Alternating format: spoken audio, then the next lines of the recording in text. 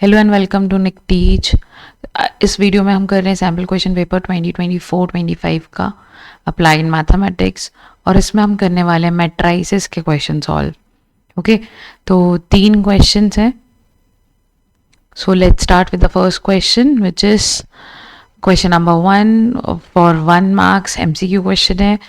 For 2 matrices P and P and Q transpose दिया है यहाँ पे, where Q power T is transpose of matrix Q।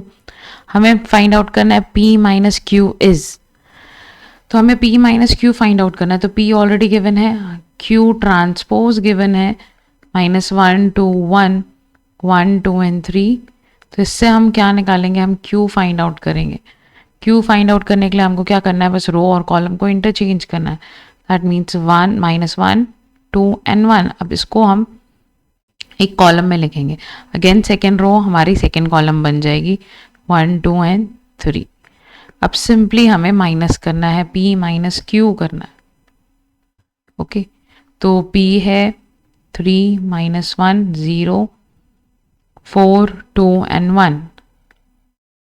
ये तो कितना इजी है, बताओ कुछ है इस क्वेश्चन में? सिंपली माइनस करना है। तो ऐसे इजी क्वेश्चंस भी आ सकते हैं। 3 माइनस ऑफ -1, तो यहाँ पे क्या हो जाएगा +4 4 माइनस ऑफ 1, तो यहाँ आ जाएगा 3, फिर -1 माइनस एंड -2 सॉरी -1 -2, तो -3 2 -2 0 0 -1 -1 1 -3 -2। तो ऑप्शन में चेक कर लेते हैं कौन सा है यहाँ पे, 4 एंड 3 वाला, C B और C में से, देन -3 एंड 0 0 एंड -3, तो B जो है वो हमारा आंसर रहेगा। ओके,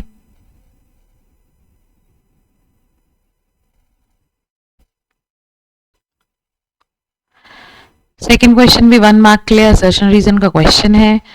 बोला है A एक मैट्रिक्स है which is AIJ and I equal to J होगा, तो वहां पे हम वैल्यू पुट करेंगे M और अदरवाइज हम 0 पुट करेंगे जब I is not equal to J होगा। ओके, तो I इक्वल टू J कब होता है? सपोज ये 3x3 की मैट्रिक्स है, ठीक है, 3x3 की मैट्रिक्स है यहाँ पे ये, तो A11 होगा, A12 होगा, A13, then A21 A22 A23 and A31 A32 and A33। तो जहाँ I equal to J, I और J क्या है, ये 1 1 ये 1 2 1 3, यहाँ 1 I भी 1 है J भी 1 है, I यहाँ पे 1 है, J इज 2, I यहाँ पे 1 है, J इज 3। ठीक है, तो I और J जहाँ इक्वल होंगे, मतलब इस पोजीशन में हम सिर्फ M लिखेंगे और बाकी पोजीशन में क्या रहेगा, 0 रहेगा, बाकी एलिमेंट्स 0 रहेंगे। ओके, और अगर M की वैल्यू हमने 1 डाल दी तो क्या आइडेंटिटी मैट्रिक्स बन जाएगा? यस ऑफ कोर्स, ये आइडेंटिटी मैट्रिक्स बन जाएगा, मतलब A इज ट्रू। रीजन में बोला every identity matrix is not a scalar matrix, तो ये है फॉल्स, क्योंकि every identity matrix is a scalar matrix. Scalar matrix मतलब ऐसा स्क्वायर मैट्रिक्स जिसमें जो डायगोनल होते हैं उनकी वैल्यू सेम रहती है, उसे हम बोलते हैं स्केलर मैट्रिक्स। और आइडेंटिटी मैट्रिक्स में तो ये जो डायगोनल रहता है वो 1 ही रहता है, तो of course it is a scalar matrix. तो यहाँ पे आ जाएगा option C, that is A is true, R is false. Okay, देखते हैं थर्ड क्वेश्चन। ओके, तो थर्ड क्वेश्चन है, यहाँ पे A एक मैट्रिक्स दे दिया है, B भी एक मैट्रिक्स दे दिया है, हमको बोला है find the value of alpha for which A square equal to B। तो हम यहाँ पे simple equation A square equal to B, तो A स्क्वायर हम निकाल लेंगे, दैट इज अल्फा। ओके, एक second, alpha 0 1 and 1 and again लिखेंगे फिर से क्योंकि हमें इसे मल्टीप्लाई करना है, A square and B is 1 0 5 and 1। Okay, अब यहाँ पे सिंपली इसको मल्टीप्लाई कर लेते हैं, तो ये रो जो है ये इस कॉलम के साथ मल्टीप्लाई होगी, तो alpha square 0 into 1 is 0. Then again ये रो को इस कॉलम के साथ मल्टीप्लाई करेंगे, तो alpha into 0 is 0 plus 0 into 1 is again 0. अब ये वाली रो को इस वाली कॉलम के साथ मल्टीप्लाई करेंगे, तो alpha into 1 is alpha plus 1 into 1 is 1. Again ये रो को इस कॉलम के साथ, तो alpha 1 into 0 is 0 and 1 into 1 is 1.